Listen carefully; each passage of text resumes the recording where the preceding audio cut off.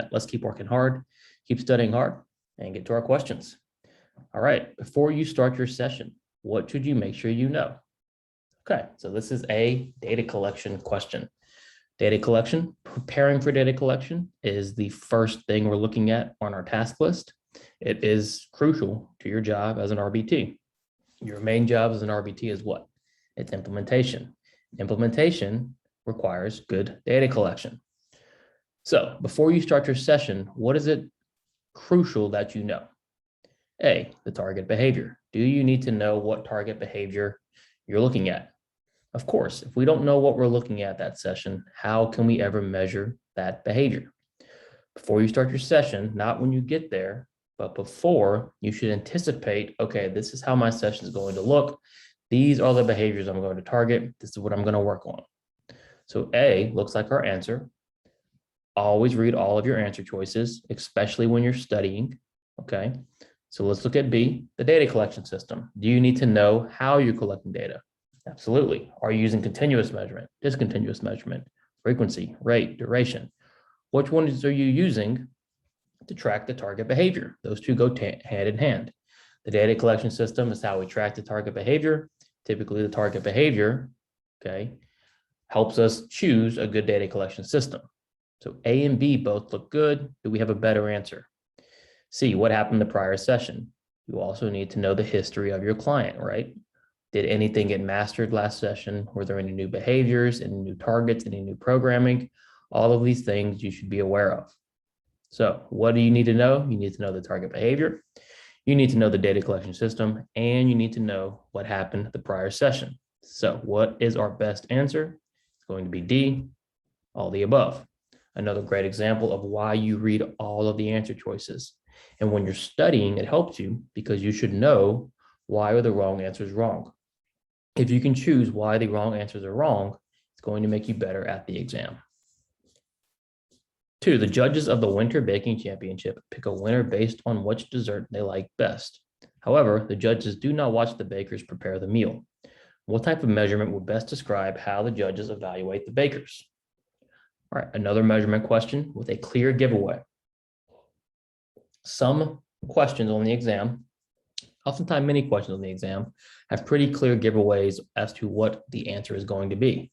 When you're studying and you're reading the questions, try and predict the answer choices, okay? Try and predict what your answer will be. What is the clear giveaway here? We're looking at a measurement system. The clear giveaway is the judges do not watch the bakers prepare the meal. What is our only measurement that we talk about where we don't actually have to watch the behavior? Is it frequency, permanent product, trials to criterion, or a discontinuous measurement? Well, we need to observe the behavior for frequency, of course, because we're counting. Discontinuous measurement, we're observing the behavior in small intervals, but we're still observing the behavior. Trials to criterion, we need to track how long it takes them to complete our goal. The only one where we don't actually need to observe the behaviors happening is a permanent product measurement system. Permanent product, we're measuring the outcome. If we're just measuring the cake that's baked, we don't need to watch them bake it. We just have to eat it and taste it. So if the judges do not watch the bakers prepare the meal and they're just judging it on the outcome or the product of the behavior, they're usually most likely using permanent product measurement. Gregory, a BCBA, wants to identify potential reinforcers for your client.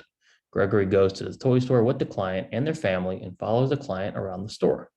While traveling the client, Gregory observes and records what the client engages with. What type of preference assessment is this? Okay, so what is Gregory doing? We know he's directly observing the client. He's running a preference assessment. And what do we ask ourselves for preference assessment questions? The most important thing is how many stimuli are we assessing at once? If we're assessing one stimulus at a time, it's going to be single choice. If we're assessing 2 stimuli at a time, it's most likely forced choice. If we're assessing 3 or more stimuli at a time, it's going to be a multiple stimulus. And in this case, if there isn't a specific amount and we're just naturally letting the client choose and play with potential reinforcers, what is that going to be? Well, we know it's not single choice because we're just walking around this toy store. We're not presenting them with any stimulus and saying to choose or to play with it or measuring it. We're just observing. So we know it's not single choice. We know it's not forced choice.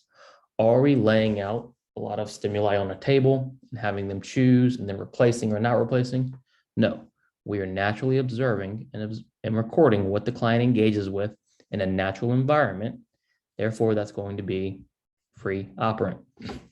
Free operant is no different than a naturally occurring preference assessment. So what Gregory is doing, he's just following the client around the store, not forcing them to engage with anything, not getting involved, just watching and observing. The final step of any skill acquisition plan is what? All right, so if you bought my task list study guide, you know when we get to the skill acquisition plan, we have a very thorough but complete list of how a skill acquisition plan should be created. Okay, what is our final step in a skill acquisition plan?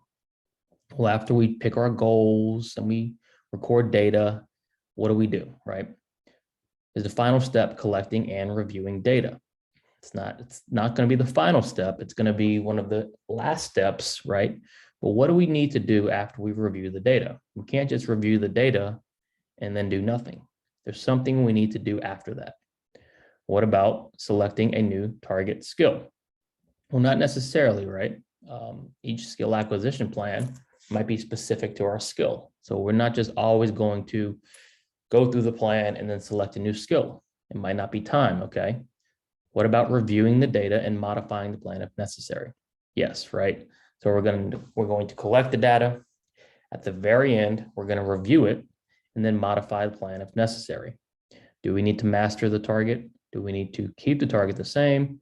Do we need to change how we're teaching the skill? The data is going to guide our assessment and our choices in this area.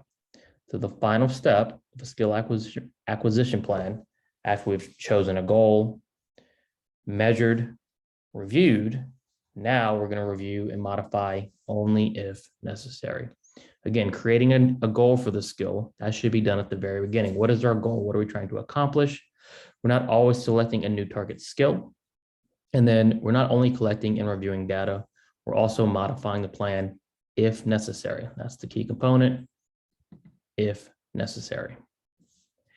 Jim says to his client, find the tiger. Jim provides a consequence, pauses and says, find the tiger. Jim provides another consequence, pauses again and says, find the tiger. What type of DTT is Jim running? We know it's DTT. You should have already started to identify that based on the description. We're looking for the specific type of DTT that Jim is running. What is he doing here? He's presenting the SD, find the tiger. Then he's presenting the same SD again. Then he's presenting the same SD again. He's clearly trying to teach this skill, okay? So we can eliminate maintenance and generalization. Generalization, we need something to change, right? We need the RBT to change, the environment to change. We're not generalizing anything here. It's the same RBT delivering the same SD in the same setting. No generalization going on. It's also not maintenance because we're still teaching this to the client. Maintenance occurs after teaching has stopped. So we can eliminate maintenance and generalization. That leaves us with distractor trials and mass trials. Distractor trials are when we mix in mastered targets with unlearned targets. Are we doing that here? No, we're running the same trial over and over and over again. We are mass trialing, okay, to try and teach this specific skill. So this is just one of those things where they might not necessarily ask you specifics about DTT, but it's good to know the difference and know what mass trials are. And you can see it's not complicated. If we're running mass trials, we're just running the same SD over and over and over again. Not complicated, but it's important that we're aware of the different types of DTT. Rachel teaches Chandler how to answer when someone asks, what is your address and what is your phone number? Chandler answers correctly 95% of the time when Rachel asks. However, Chandler only answers correctly 25% of the time when Monica or Phoebe asks. What is the issue? What is the problem here? Okay. Chandler can clearly do the skill. If he's answering correctly 95% of the time when Rachel asks, right? It's not perfect, but he obviously knows how to answer these questions. But when somebody else asks Chandler to answer these questions, it occurs at a much lower success rate. What's the problem here? Is there a skill deficit? Okay, so we have a problem. Well, we have two things. We have a skill deficit and we have performance issues. Okay, skill deficits mean you can't do it no matter what. If I gave you $1 million, you wouldn't be able to do it. Chandler can clearly do it. Okay, so maybe the skill needs to be strengthened, but it's not a skill issue, right? It's a performance issue. Chandler can't do it enough. He can't do it in the right settings enough, right? He can't do it, most importantly, across people, time, and places. And when we want a behavior to occur across all sorts of people, time, and places, what are we trying to encourage? We're trying to encourage maintenance or generalization. Well, maintenance is important, but we're still working on the skill. Again, remember, maintenance occurs after learning has stopped. When we run maintenance trials, we just sporadically or occasionally test that something we've taught in the past is still there. We're still working on this. We just need it to what? We need it to generalize. Okay, we need to generalize from Rachel now to Monica and Phoebe. So we need to generalize across people, places, and time. Generalization is the ability to engage in a behavior outside the learned environment. Rachel was considered the learned environment because she taught Chandler this skill. Okay, outside the learned environment is Monica and Phoebe. The issue here is there is generalization problems. We need to work on that. There's a speech issue. Okay, that is, can we measure, quote unquote, a speech issue? Not necessarily, right? It's too broad. It's not one of our terms anyway, which on the exam is going to be a giveaway. If you know your terms backwards and forwards, you would immediately eliminate this, all right? The problem is generalization. You work 3 days a week with a client in their home. Typically, the client's dad is at work when you are at the house. Today, however, the dad is at home and requests that you teach him how to run a few skill acquisition programs. How should you proceed as an RBT? So anytime the parents want to get involved, it's a great thing. We encourage it, we support it. We need to parent train, okay? But remember your role as an RBT. What's your number one goal? To implement, okay? What do we do about assessments and parent training and treatment plans? We assist as RBTs, okay? BCBAs, BCABAs, design, RBTs, implement and assist. In this case, the dad is home and says, hey, can you train me on skill acquisition programs? How do you proceed? Do you teach the dad basic programming? Do you make a copy of the treatment plan and review it with dad? Do you contact your supervisor and ask for permission before doing training? Or do you tell the dad the parent training is not allowed? Well, D, we can eliminate. Parent training is obviously allowed. It's an essential part of any good treatment plan. So parent training is certainly allowed. So we eliminate D. Do you go ahead and teach dad some basic programming? No, you don't just do this off the bat, right? You don't just take it upon yourself and start teaching them programming, because as good as you might be and as familiar with the programming as you might be, remember, our job or your job as an RBT is implementation and to assist in the other activities like parent training. So before you can just go and teach dad basic programming, there's something you need to do. Remember that other part of our task list that says communicate effectively and in a timely manner with your supervisor. The exam is really going to emphasize that point. They want you to be aware of that, okay? So what about B? Make a copy of the treatment plan and review it with dad.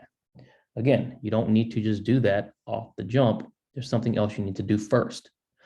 Because while RBTs who are seasoned and have been doing it a long time, are sometimes given more freedom to train, before you can do that, you need to do what?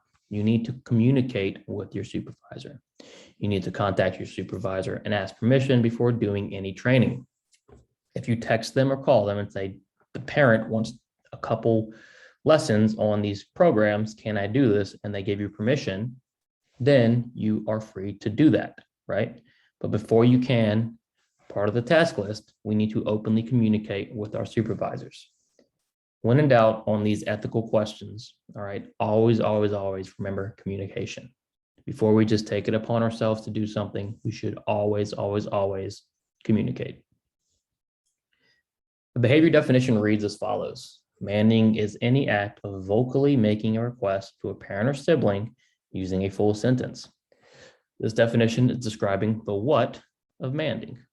All right, so what are we describing here? Are we describing why the behavior is occurring? Are we describing what it looks like?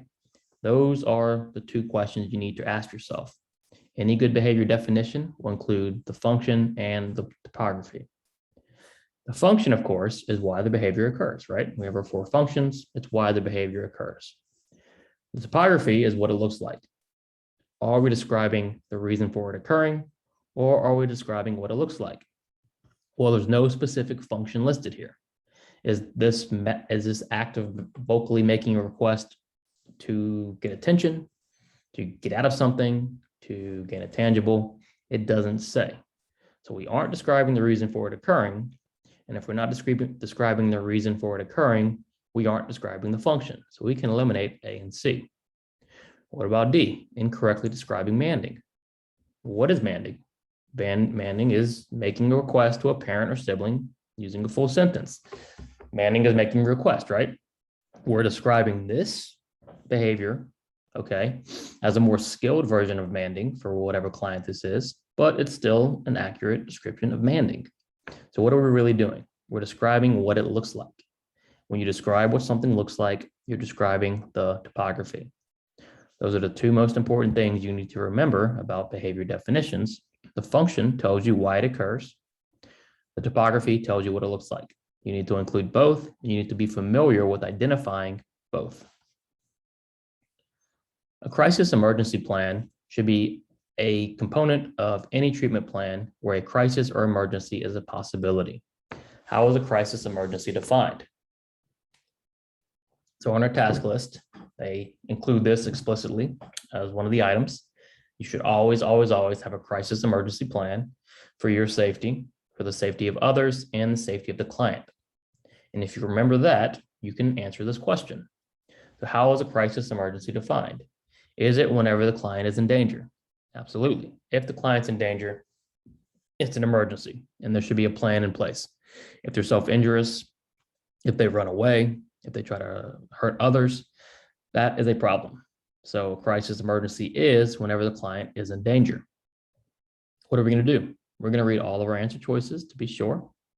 What about B? Whenever you're in danger? Well, yeah, absolutely. If you are in danger for whatever reason, okay, if the client has outbursts, depending on their disability or whatever might be going on, you might be potentially in danger from the client. That is absolutely a crisis or an emergency. So A and B look good. What about C? Whenever someone else is in danger. What about a family member or a teacher or another paraprofessional? Absolutely. So a crisis emergency is what? D, whenever you, the client, or someone else is in danger. Again, another great reason why we read all of our answer choices, because although A or B might be great answers, there might be a better one. Don't worry too much about speed when you're first studying. As you study, you will get faster at the exam, okay? But speed comes with getting things correct. When you're studying, you want to get the answers correct. That's more important than going fast. While at a bakery, Luis points to different desserts and says cupcake, muffin, cookies. What type of verbal operant does this represent? Okay, so this is a basic verbal operant question. Again, they might not ask you specifics on the RBT exam, but as a teacher of RBTs, I think it's important that you're aware of the 4 common ones, okay? And if they do ask you, you'll be prepared. So we have tact, mands, echoics, and interverbals. Let's just review. A tact is what? It's a label. When you label something, you tact. A mand is a request. When you ask for something, you're manding.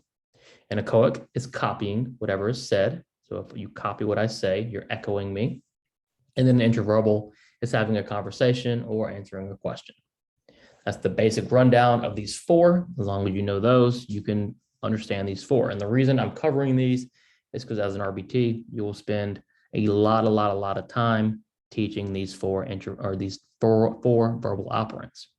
So that being said, what are we doing here? Are we labeling? Are we making a request? Are we copying? Or are we having a conversation? Well, Luis is simply pointing at desserts and saying cupcake, muffin, cookies. She is labeling. Therefore, she is tacting. Okay, straightforward, nothing to it. Easy as that, right? All right, so I hope you enjoyed. Please like and subscribe if you did.